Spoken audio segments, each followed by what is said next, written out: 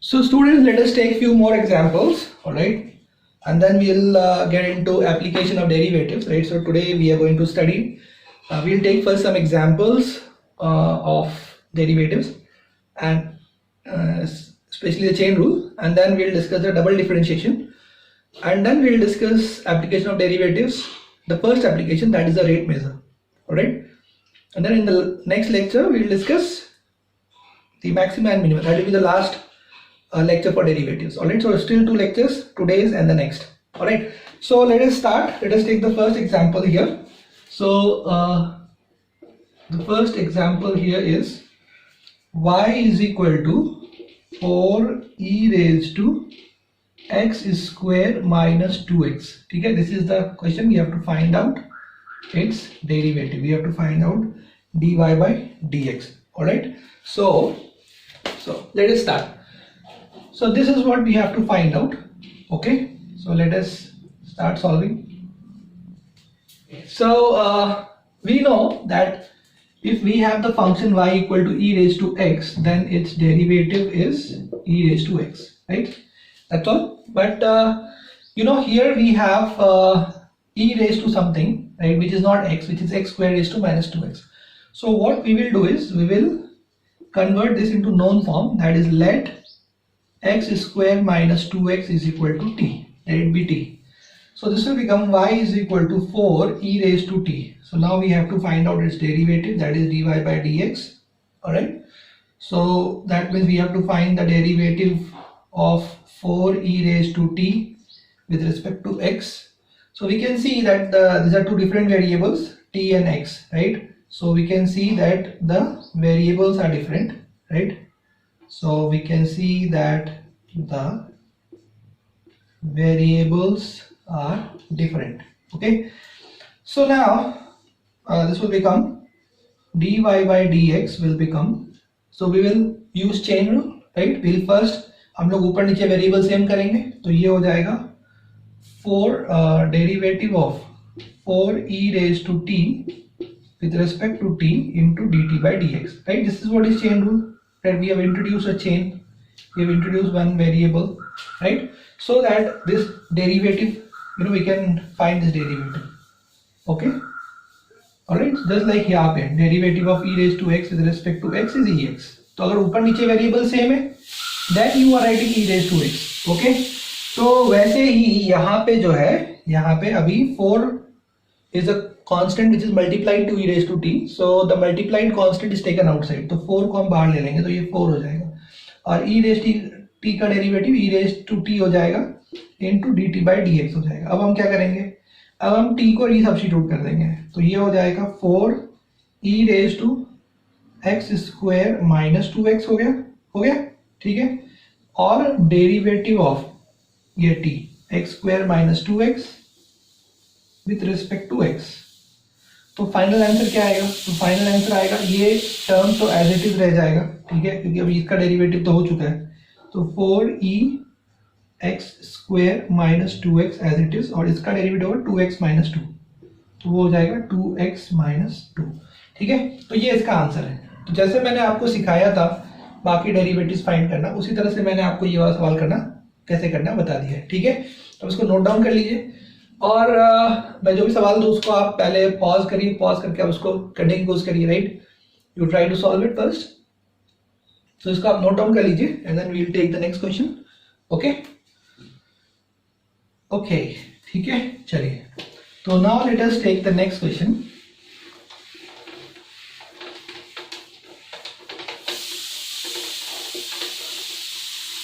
Okay, so the next question is, we have y is equal to, so you can try this out, y is equal to x square plus 1 raised to half. So we have to find dy by dx. Find what? dy by dx. All right, so let us start. So we can see that the form which we know is, if y is equal to x raised to n, then its derivative, yeah, as per the power rule, its derivative will be how much? N into x raised to n minus 1. n into x raised to n minus 1. But this is not x raised to something. This is x square plus 1 raised to something. So what we will do? We will take this as x or t. So we will take, so let x square plus 1 is equal to t. So this we will take as t. So this will become y is equal to t raised to half or t raised to n. Okay. So we have converted this into a known form. एक known form में हमने convert कर लिया. तो अब ये क्या हो जाएगा? अभी हमें फाइंड करना है dy by dx. तो वो हो जाएगा d derivative of t raise to half. अब प्रॉब्लम क्या है? अब प्रॉब्लम ये है कि ऊपर नीचे जो वेरिएबल्स हैं वो वेरिएबल सेम नहीं है. ठीक है. तो ये जो वेरिएबल्स हैं ये डिफरेंट है. वेरिएबल्स जब डिफरेंट होते हैं तो हमें चेन रूल यूज करना पड़ता है. Then we have to use chain rule. तो यहां से हो जाएगा dy by dx is equal to, तो हमने ये कर लिया derivative of t raise to half. तो विथ रेस्पेक्ट टू t कर देंगे इसको, t into dt by dx. तो अब इसको आप डिफरेंशिएट कर सकते हो. अब ये ऐसा हो गया, ऊपर x नीचे x, ऊपर t नीचे t. ठीक है. तो ये हो जाएगा n into t raise to n minus 1 into dt by dx. तो ये हो जाएगा 1 बाई, तो ये होगा t raise to minus half, तो नीचे जाके t raise to plus half यानी रूट t हो जाएगा. तो वो 2 रूट t हो जाएगा इंटू dt बाई dx. ठीक है. ओके. तो ये कैसे हुआ एक बार देख लो. ये हो गया t रेज टू, ये हो गया माइनस हाफ, वो हो गया 1 by t raise to half, मतलब 1 बाई रूट t. ठीक है. ओके. तो लिख दिया मैंने. अब आप यहाँ पे वैल्यूज डाल दो. तो dy बाई dx हो जाएगा, फाइनल आंसर आ जाएगा. तो वो हो जाएगा 1 बाई 2 रूट t यानी x स्क्वायर प्लस 1. तो 2 root x square plus 1 into derivative of x square plus 1 with respect to dx. तो ये हो जाएगा 1 by 2 root x square plus 1 और इसका डेरिवेटिव हो जाएगा 2x. ठीक है. तो ये 2 और 2 आप कैंसिल कर दीजिए. तो जो फाइनल आंसर वो आ जाएगा x by under root x square plus 1. I hope आपका भी आंसर यही आया होगा. आपने वीडियो पॉज करके ट्राई किया होगा, तो आपका भी आंसर यही आया होगा, यही आना चाहिए. Very good. तो इसको नोट डाउन कर लीजिए. Let us take next question. So this practice is very very important. Right. तो इसको आप नोट डाउन कर लीजिए. राइट. पॉज करके यहाँ पे नोट डाउन कर लीजिए. Now let us take next question. Alright. So let us discuss the next question. मैं जैसे ही यहाँ क्वेश्चन लिखूंगा आप क्या करिए, फिर आप उसको वीडियो को पॉज करिए और फिर उस क्वेश्चन को आप अटेम्प्ट करिए. ठीक है. ऑलराइट. और उसके बाद आप देखिए कि मैंने कैसे किया solve. Okay. So let us take the next question. यहाँ पे है find the derivative of y is equal to sine of x square minus 4. Okay. तो इसका हमें डेरिवेटिव फाइंड करना है. तो यहाँ पे जो है आप ट्राई करिए. ठीक है. All of you pause the video and try. तो यहाँ पे आपको ये पता है कि नोन फॉर्म कौन सा है. नोन फॉर्म है साइन एक्स का. राइट. अगर y इज इक्वल टू हमारे पास साइन एक्स है तो इसका जो डेरिवेटिव होता है dy बाई dx ये होता है cos x. Right. Sine x का डेरिवेटिव क्या होता है? cos x होता है. तो लेकिन ये नोन फॉर्म में नहीं है, इसको हम नोन फॉर्म में लेकर आएंगे. तो उसके लिए आपको पता है हमें क्या करना होगा, हमें इसको t मानना होगा. तो हम लोग लेंगे let t is equal to x square minus 4. ठीक है. तो ये हो जाएगा y is equal to sine t. अब हमें इसका डेरिवेटिव फाइंड करना है विद रिस्पेक्ट टू x. तो हम लिखेंगे derivative of sine t with respect to x. लेकिन आप देख सकते हैं कि ऊपर नीचे जो है वो वेरिएबल डिफरेंट है. Right. Variables are different, same नहीं है. अब वेरिएबल सेम नहीं है तो हम लोग क्या करते हैं, हम लोग चेन रूल यूज करते हैं. राइट. तो चेन रूल क्या कहता है? चेन रूल कहता है कि पहले ऊपर नीचे वेरिएबल सेम करो. ऊपर वेरिएबल t है, नीचे भी t लेके आओ. लेकिन नीचे t लेके आए हो, ये एक्स्ट्रा है, तो फिर ऊपर इसको आपको डालना पड़ेगा. राइट. न्यूमरेटर. तो ये आपने चेन डाल दिया एक. ओके. तो अब ये जो है, जब ये यहाँ पे आप देख रहे हो, जब यहाँ पे derivative of sine x with respect to x cos x, तो ऊपर एक्स नीचे एक्स तो आप डिफरेंशिएट कर सकते हो. तो ऊपर टी नीचे टी आप कर दो differentiate, cos T into D T by d x. अब क्या करना है, अब आपको रीसब्स्टिट्यूट करना है. तो d y by d x क्या हो जाएगा, कॉस ऑफ टी, टी क्या है x square minus 4, resubstitute into derivative of x square minus 4 with respect to x. तो यहां से आपको मिल गया final answer d y by d x is equal to cos of x square minus 4 और ये हो जाएगा सिर्फ 2x. तो ये इसका आंसर है। ओके, तो आई होप आपको भी आंसर आ गया होगा, राइट। आप लोग काफी स्मार्ट हैं और अच्छे से लिख रहे होंगे, कर रहे होंगे, तो और पढ़ रहे होंगे सब लेक्चर्स, तो अभी आपको आना चाहिए, ठीक है। Let us take next example. तो नेक्स्ट एग्जांपल जो है अपने पास वो है, लेते हैं चलो। तो इसको आप नोट डाउन कर लीजिए, ठीक है, प्लीज नोट इट डाउन। आपको समझ में आया चेन रूल कैसे यूज करते हैं, right, how do use chain rule, that's very very important, ठीक है। अगला जो क्वेश्चन है यहाँ दिया है y is equal to cos square x. तो y is equal to cos square x, आपको क्या करना है, you have to find dy by dx, ठीक है। तो इस तरह से, ओके। तो इसको हम लोग कैसे कर सकते हैं, तो ये इस तरह से, ये है cos x का whole square. cos square x मतलब क्या होता है, वो होता है cos x का होल स्क्वायर, ठीक है। तो अगर मेरे पास इस तरह से है y equal to x square, तो उसका डेरिवेटिव क्या होगा, उसका डेरिवेटिव होगा 2 into x raise to 2 minus 1, मतलब 2x, ठीक है। बट यहाँ पे समथिंग रेज टू स्क्वायर है, तो उस समथिंग को मैं t मान लूंगा, तो let t is equal to cos x. Okay, तो मेरे पास फंक्शन हो जाएगा y is equal to t square, क्योंकि इसको मैंने t मान लिया है, ठीक है। अब यहाँ पे मुझे फाइंड करना है क्या, dy बाई dx, तो वो हो जाएगा derivative of t square with respect to x। तो फिर से वही प्रॉब्लम है, क्या प्रॉब्लम है, वेरिएबल्स आर डिफरेंट। हम देख सकते हैं कि जो वेरिएबल्स हैं ऊपर नीचे वो अलग है। तो ये हो जाएगा यहाँ से, राइट, डेरिवेटिव ऑफ t की जगह आ जाएगा आपका, मतलब t की जगह कुछ नहीं आएगा, आपको ये चेन रूल लगाना है, तो ऊपर नीचे वेरिएबल सेम करना है इनटू dt बाई dx, ठीक है। तो अगर ऊपर ये आप देख सकते हो derivative of x square with respect to x है, तो 2x होता है ना, ऊपर x नीचे x 2x, ऊपर t नीचे t, तो 2t, तो 2t into D T by d x, तो ये हो जाएगा 2, राइट। और t का वैल्यू डाल दो आप, वो है cos x, यहां भी डाल दो t का वैल्यू cos x, तो अब आपको आंसर मिल जाएगा, आंसर आ जाएगा फाइनल जो dy बाई डी एक्स है, हमें dy by d x find करना था, वो आ जाएगा 2 cos x, तो 2 cos x, और ये इसका cos x का डेरिवेटिव होता है, क्या होता है, याद किया आप लोगों ने, याद किया कि नहीं किया, याद करो उसको, तो वो होता है माइनस साइन एक्स, तो वो होता है माइनस साइन एक्स, तो ये हो गया minus 2 cos x sine x, ठीक है, ये इसका आंसर है।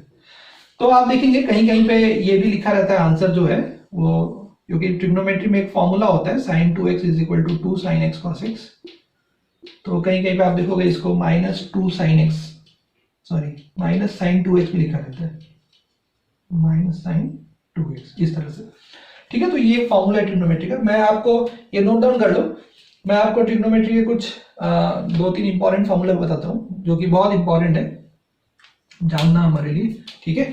तो इसको आप नोट डाउन कर लीजिए, ठीक है, ओके ओके। आई होप आपने पॉज करके नोट डाउन कर लिया होगा। तो चलो आगे बढ़ते हैं।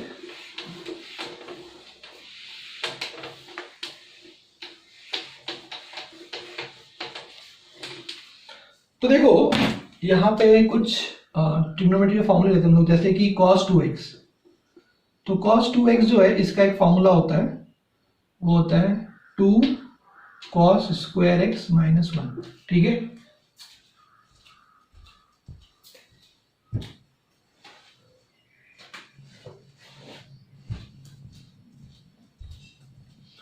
ओके, तो 2 cos स्क्वायर x माइनस 1 ये एक फॉर्मूला है, तो इसको हमें क्या करना है, याद कर लेना है।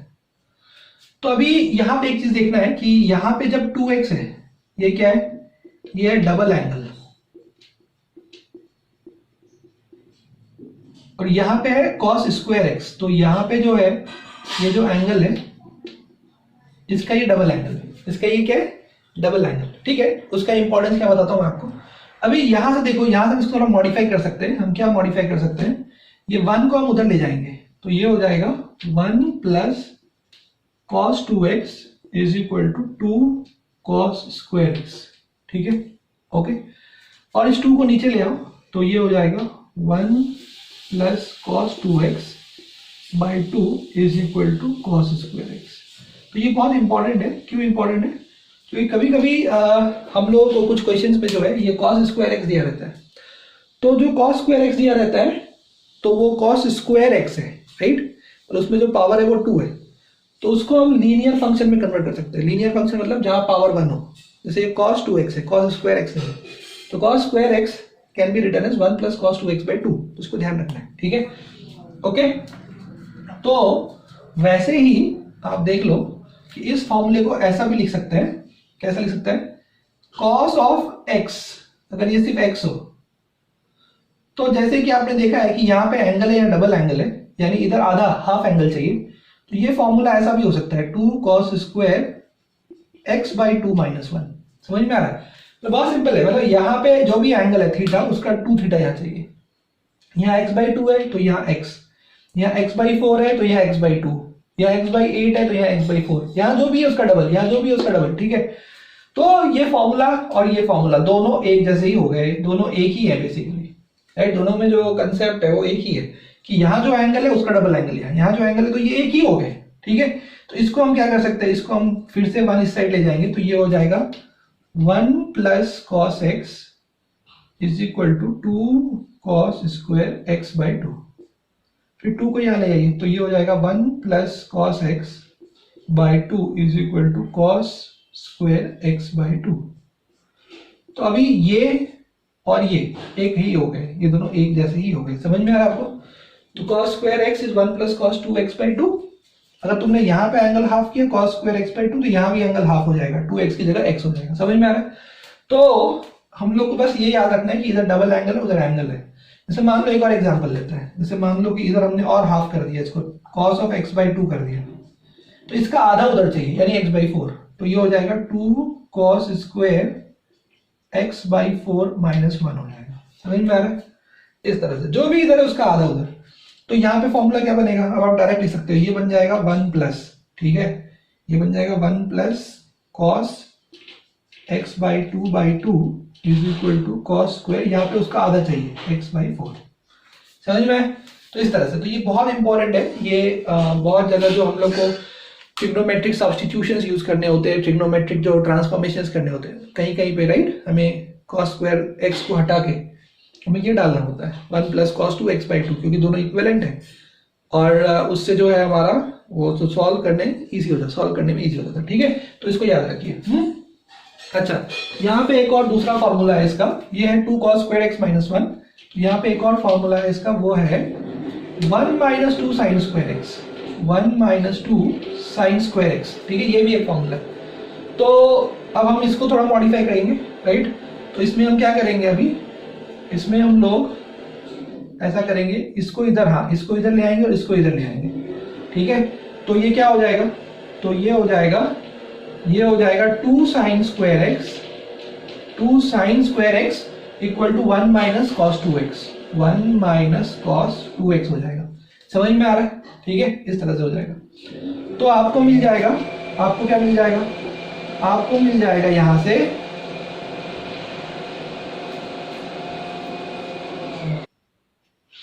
तो यहां से हम लोग देख सकते हैं कि जो साइन स्क्वायर एक्स है ये आएगा 1 माइनस cos 2x/2, ठीक है। तो आपने देखा कि cos स्क्वायर एक्स कितना आया था, वो आया था 1 प्लस cos 2x/2, और साइन स्क्वायर एक्स कितना है 1 minus cos 2x/2। Okay okay, तो अब इसी को हम लोग यहाँ पे अगर हमने इसको हाफ कर दिया, cos x कर दिया, तो ये क्या हो जाएगा, ये हो जाएगा, तो इधर जो डबल एंगल उधर एंगल, तो ये हो जाएगा 1 माइनस 2 साइन स्क्वायर x/2 हो जाएगा। फिर हम इसको उधर लेके जाएंगे, cos x को यहाँ लेके आएंगे, तो ये हो जाएगा 1 माइनस cos x, ये क्या हो जाएगा 1 minus cos x is equal to 2 sine square x/2, तो 2 sine square x/2 is equal to 1 minus cos x, ठीक है।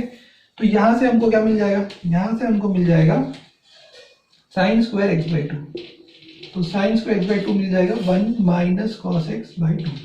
मतलब बेसिकली आपको ये फॉर्मूला और पिछला वाला फॉर्मूला याद करना है, और इसको आप खुद ही मॉडिफाई कर सकते हैं, ठीक है। इतना ध्यान रखना है, डबल एंगल है, वहां एंगल है, तो थोड़ा प्रैक्टिस चाहिए उसके लिए, right. You just have to practice. मैंने भी इसको कुछ याद नहीं किया हुआ है, राइट, मैंने सिर्फ बेसिक वाला याद किया हुआ है, और इसी से मैं आगे का डिराइव करता हूँ। और एक वो याद किया फॉर्मूला, दूसरा ये याद किया कि यहाँ डबल एंगल होता है, यहाँ जो भी एंगल होता है उसका डबल यहाँ होता है LHS में, ठीक है। बस और ये हो गया। वैसे ही अगर इसको और हाफ किया हमने, cos x/2 किया, तो ये हो जाएगा 1 - 2 sin square x/4, sin square x/4 हो जाएगा। ठीक है, समझ में आ रहा है? ओके, तो वापस ऐसे ही करो आप, इसको इधर ले आओ, इसको इधर ले आओ। आप चाहो डायरेक्ट लिख सकते हो। क्या होगा अगर यहाँ पे ये आपने हाफ कर दिया है, cos x/2 है, होल बाई 2, तो ये हो जाएगा sin स्क्वायर x/4। आप चेक कर लो। ठीक है, okay, you can just check out. Okay, तो ये आपको याद रखना है, ये दो फॉर्मूले बहुत इंपॉर्टेंट है। ठीक है, आप इसको नोट डाउन कर लीजिए और इसको याद करिए। इसको पूरा मत याद करिए, इसको बेसिकली ये वाला और इसके पीछे वाला जो मेन फॉर्मूला है, यानी मेन फॉर्मूले कौन से? मेन फॉर्मूले दो हैं वो जो आपको याद करने हैं।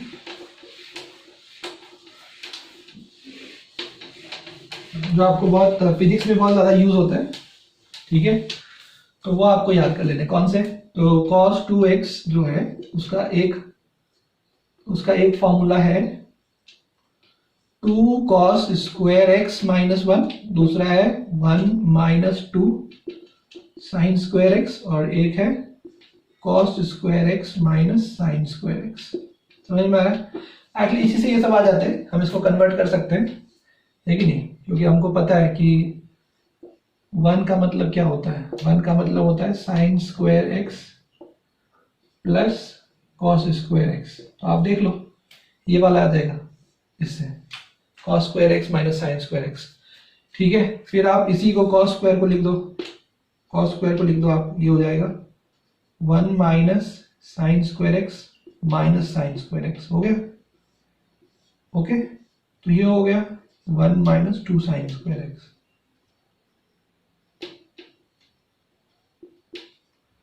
मतलब ये वाला भी आ गया, इससे ये वाला भी आ गया। तो आपको बेसिकली ये तीन जो है याद कर लेने कि cos 2x जो होता है वो 2 cos square x - 1, 1 - 2 sin square x और cos square x - sin square x। ये सब याद नहीं है तो पहला तो एटलीस्ट याद कर लो, 2 cos स्क्वायर x - 1, उसको आप मॉडिफाई कर सकते हो। ठीक है, और पहला याद हो, दूसरा तो अपने आप याद हो जाएगा, क्योंकि बस 2 उधर जाना है और साइन में कन्वर्ट होना है, 1 - 2 sin स्क्वायर x। दूसरा या तीसरा तो भी याद हो जाएगा, cos square x - sin square x, तो याद कर लो। ठीक है, चलो। अच्छा, इसके बाद एक दूसरा जो ये cos 2x का हो गया, अभी sin 2x। तो sin 2x का एक फॉर्मूला है, वो है 2 sin x cos x। तो इसको भी आप याद कर लो। ठीक है, 2 sin x cos x, 2 sin of cos x नहीं, sin of cos of x नहीं है, ये नहीं बोल रहा हूं मैं बोल रहा हूँ 2 into sin x into cos x। ठीक है, तो इसको आप याद कर लीजिए, sin 2x। ये आपको थोड़ा बहुत याद रखना है। ठीक है, चलिए हम लोग लेते हैं अगला example. Okay, let us take one more example here. तो जो एग्जाम्पल है अपने पास वो है y = cos of x cube. ठीक है, तो y = cos of x cube है और हमें dy/dx फाइंड करना है। ठीक है, ओके, तो ये सवाल है। तो अब इसको हम लोग क्या करेंगे, एक नोन फॉर्म से स्टार्ट करेंगे। We will start comparing this with a known form and we'll try to convert this into known form. All right, that's the basic idea. Okay, so the known form, जैसे मान लीजिए y = cos x है, तो इसका derivative क्या होता है? dy/dx। तो इसका डेरिवेटिव होता है derivative of cos x with respect to x। ऊपर नीचे क्या है? वेरिएबल सेम है, ऊपर x नीचे x। तो अगर ऊपर नीचे x है तो कोई दिक्कत नहीं है, ये होगा -sin x। ठीक है, अगर ऊपर नीचे वेरिएबल अलग है तो प्रॉब्लम होता है, तो वो यहाँ होने वाला है। तो हम लोग इसको मान लेंगे क्या? t। ठीक है, तो लेट x³ = t मान लिया, तो अपने पास y क्या हो गया? y हो गया cos t। तो ये एक नोन फॉर्म में कन्वर्ट हो गया। नोन फॉर्म मतलब cos x, और ये cos t के फॉर्म में कन्वर्ट हो गया, तो नोन फॉर्म में कन्वर्ट हो गया। राइट, तो यहाँ पे हम लोग को फाइंड करना है dy/dx। तो dy/dx हो जाएगा derivative of cos t with respect to x। ठीक है, ऊपर नीचे वेरिएबल क्या है? अलग है।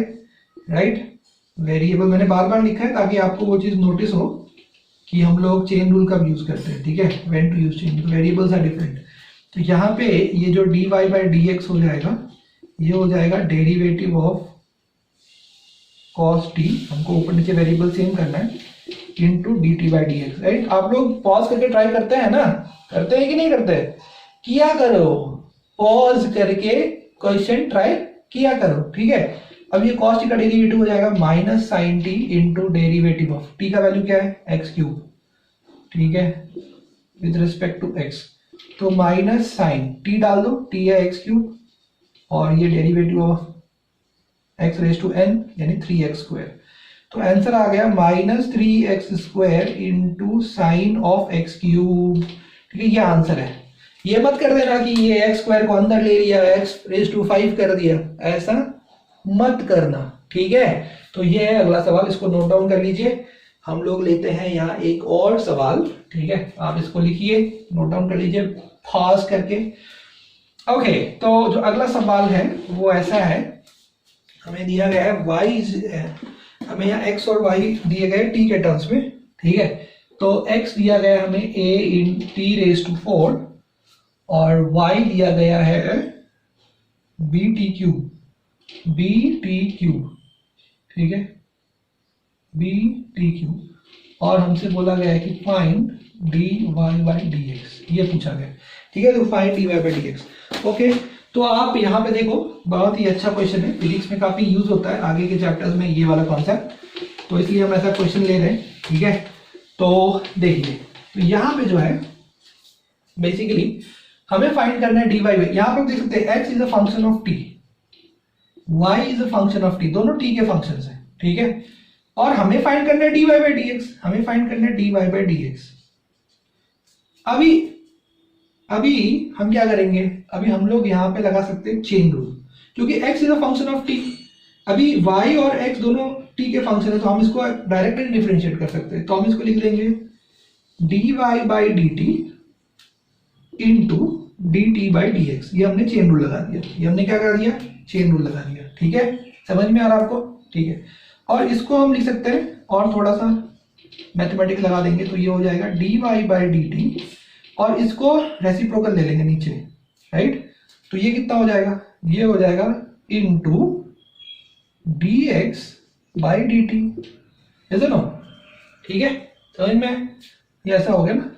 हाँ, ठीक है, मतलब कुल मिला के ये हो गया dy/dt डिवाइडेड बाय dx/dt, ऐसा।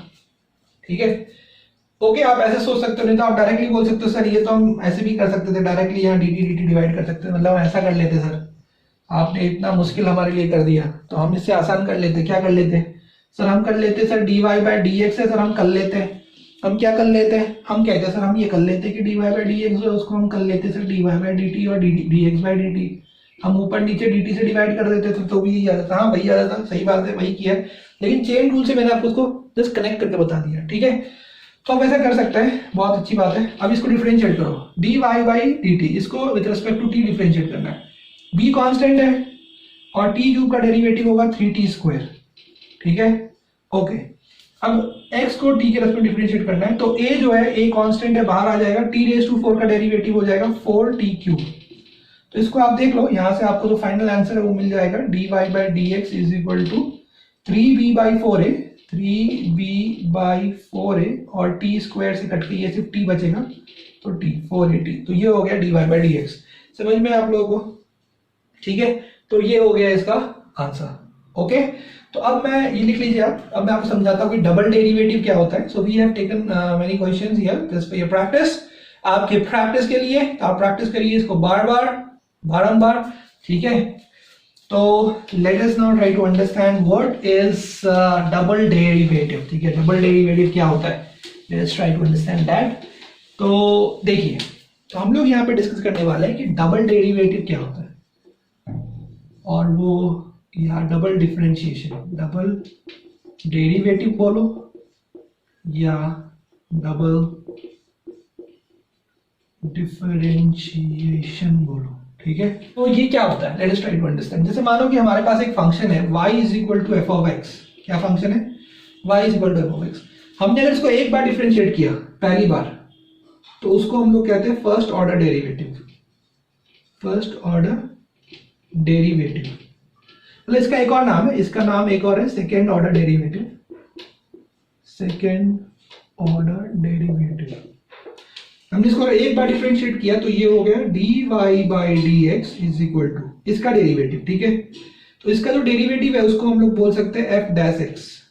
ठीक है, f'(x), ये फर्स्ट ऑर्डर डेरिवेटिव। एक बार जो भी, जैसे मान लो कि ये x⁻⁷ है, तो इसका फर्स्ट ऑर्डर डेरिवेटिव क्या होगा 7 इंटू एक्स रेज टू 6, ये हो गया फर्स्ट ऑर्डर डेरिवेटिव। ठीक है, अब इसी को आगे डिफरेंशिएट किया आपने, मतलब सेकेंड ऑर्डर डेरिवेटिव, इसको आप फिर से डिफरेंशिएट करोगे, फिर से इसको आगे डिफरेंशिएट करोगे तो सेकेंड ऑर्डर डेरिवेटिव होगा, यानी डेरिवेटिव ऑफ दिस, इसका। तो ये क्या है, ये है फंक्शन, ये है फंक्शन का स्लोप, क्योंकि dy by d x slope होता है, और ये है डेरिवेटिव ऑफ स्लोप, मतलब ये है derivative of the first order derivative. ठीक है, तो आप खुद देख सकते हैं ये क्या हो जाएगा, ये d और d यानी d रेज टू 2 हो जाएगा, ये dx और dx ये हो जाएगा dx का होल स्क्वायर। तो उसको होल नहीं करते, सिर्फ ऐसे लिखते हैं, तो ये ऐसा हो गया d2y by dx2, d2y by dx2। तो d2y मतलब d का square into y, derivative of second order derivative. ठीक है, तो वो कितना आएगा, यानी वो सिंपल है, सिर्फ इसका आगे का डेरिवेटिव, तो 7 6 42 हो जाएगा, 42 x रेज टू 5। इसको बोलते हैं डबल डिफरेंशिएशन, वेरी सिंपल। यानी पहला फंक्शन को जब पहली बार डिफरेंशिएट कर दो, फर्स्ट डिफरेंशिएशन या फर्स्ट ऑर्डर डेरिवेटिव, उसको अगर फिर से डिफरेंशिएट कर दो तो सेकंड ऑर्डर डेरिवेटिव। बस समझना ये कि ये जो है ये फंक्शन है, ये फंक्शन का स्लोप है dy बाई dx, और ये स्लोप का डेरिवेटिव है, यानी d by dx of dy by dx, d by dx of dy by dx, d by dx of dy by dx। तो d और d हो गया d रेज टू 2, तो d2y dx dx2, ये dx का whole square, but वहां whole नहीं लगाते, तो d2y बाई dx2, ये इसका रिप्रेजेंटेशन, ये सेकंड ऑर्डर डेरिवेटिव। आप खुद सोचो थर्ड ऑर्डर डेरिवेटिव क्या होगा, थर्ड भी हो सकता है, nth order derivative, third order derivative क्या होगा। और एक और चीज, ये जो है इसको हम लोग बोलते हैं f डबल डैश x, ये भी ध्यान रखो। ठीक है, फर्स्ट ऑर्डर डेरिवेटिव हम लोग कहते हैं f dash x, second order derivative हम लोग बोलते हैं f डबल डैश x। ठीक है, या d2y बाई dx2, ये इसके रिप्रेजेंटेशन है, d2y बाई dx2 या f डबल डैश x। ठीक है, अब यार थर्ड ऑर्डर डेरिवेटिव की बात करते हैं। थर्ड ऑर्डर डेरिवेटिव मतलब इसका डेरिवेटिव, इसका जो ये आया इसका फिर डेरिवेटिव, यानी d by dx of d2y by dx2 का डेरिवेटिव। मतलब ये क्या हो जाएगा, ये हो जाएगा d3y बाई dx3। ठीक है, मतलब इसका डेरिवेटिव, तो ये हो जाएगा f ट्रिपल डैश x, यानी 42 इंटू 5 कितना होता है भाई, 210, 40 पंचे 200, 210, तो ये हो गया 210x रेज टू 4। तो ये हो गया थर्ड ऑर्डर डेरिवेटिव। ऐसे आप nth ऑर्डर डेरिवेटिव फाइंड कर सकते हो, थर्ड का फोर्थ, फोर्थ का फिफ्थ। ठीक है, so this is double derivative. तो फिजिक्स में ये कहाँ यूज होता है, तो इसको नोट डाउन कर लीजिए आप, पहले इसको पॉज करिए, पॉज करके नोट डाउन कर लीजिए, जल्दी से नोट डाउन कर लीजिए। ठीक है, फिर हम लोग देखते हैं कि फिजिक्स में इसका यूज किधर है। तो फिजिक्स में इसका यूज जनरली आएगा आपके फर्स्ट चैप्टर में, वो है रेक्टिलिनियर मोशन। तो रेक्टिलिनियर मोशन में इसका यूज आने वाला है, तो वहां पे जो है ये जैसे डिस्प्लेसमेंट, उसका डेरिवेटिव होता है वेलोसिटी, और वेलोसिटी का डेरिवेटिव होता है एक्सेलरेशन। ठीक है, तो उस तरह से उसका यूज होता है। तो जैसे जो डिस्प्लेसमेंट है अपना, तो ये हो गया डिस्प्लेसमेंट s। ठीक है, फिर इसका डेरिवेटिव निकाला आपने ds बाई dt, तो ये हो गया first order derivative, FOD, first order derivative. या इसको आप बोल दो, मान लो कि this is a function of time. ठीक है, displacement is a function of time. तो ds बाई dt किया आपने, तो ये आ जाएगा आपका f dash t, first order derivative. ठीक है, और ये है वेलोसिटी, ये क्या है वेलोसिटी यानी v। ठीक है, डिस्प्लेसमेंट का rate of change of displacement is velocity, उसको हम f डैश t भी बोल सकते हैं, फर्स्ट ऑर्डर डेरिवेटिव हो गया। अभी सेकंड ऑर्डर डेरिवेटिव मतलब क्या होगा, सेकंड ऑर्डर डेरिवेटिव मतलब इसका डेरिवेटिव, इसका, यानी d by dt of ds by dt, मतलब ये हो गया d बाई dt। अभी ds बाई dt क्या है, ds बाई dt v है, यानी dv बाई dt। तो ये है एक्सेलरेशन। ठीक है, ये क्या है एक्सेलरेशन। अब ये क्या है, ये है d2s बाई dt2। ठीक है, या मैं इसको बोल सकता हूं f double dash t, f double dash t। ठीक है ओके, या मैं इसको बोलता हूं dv बाई dt, ये है एक्सेलरेशन। तो आप ध्यान से देखो, समझ में आ जाएगा, बहुत सिंपल है। मतलब बेसिकली डिस्प्लेसमेंट का डेरिवेटिव करेंगे तो वेलोसिटी मिलेगा, इसका डेरिवेटिव लेंगे तो एक्सेलरेशन मिलेगा, rate of change with respect to time क्या मिलेगा, एक्सेलरेशन। बस ये कहानी है, ये सिंपल सी कहानी है। डिस्प्लेसमेंट का डेरिवेटिव देगा वेलोसिटी, वेलोसिटी का डेरिवेटिव देगा एक्सेलरेशन। तो ये एक्सेलरेशन क्या है, एक्सेलरेशन इसका डबल डेरिवेटिव है एस का, और ये एक्सेलरेशन v का फर्स्ट ऑर्डर डेरिवेटिव है। बस हो गई ये कहानी है, दैट्स ऑल। ठीक है, तो s को फर्स्ट और टाइम डिफरेंशिएट करेंगे v आएगा, v को डिफरेंशिएट करेंगे a आएगा, मतलब s को 2 बार डिफरेंशिएट करेंगे तो a आएगा, इसलिए s का डबल ऑर्डर डेरिवेटिव a देगा, और v को एक बार डिफरेंशिएट करेंगे तो a आएगा, तो v का फर्स्ट ऑर्डर डेरिवेटिव a देगा। I hope this point is clear. तो इसको हम लोग बोलते हैं double differentiation.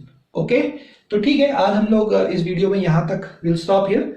The next video will take the applications of derivatives, alright, so let's be ready for the next one. आप लोग इसको नोट डाउन कर लीजिए, ऑलराइट, और अच्छे से इस वीडियो को बार बार देखिए, समझने की कोशिश करिए, ऑलराइट। सो जितने बार आप देखोगे समझोगे उतना ही अच्छे से आपको समझ में आएगा। Okay, bye.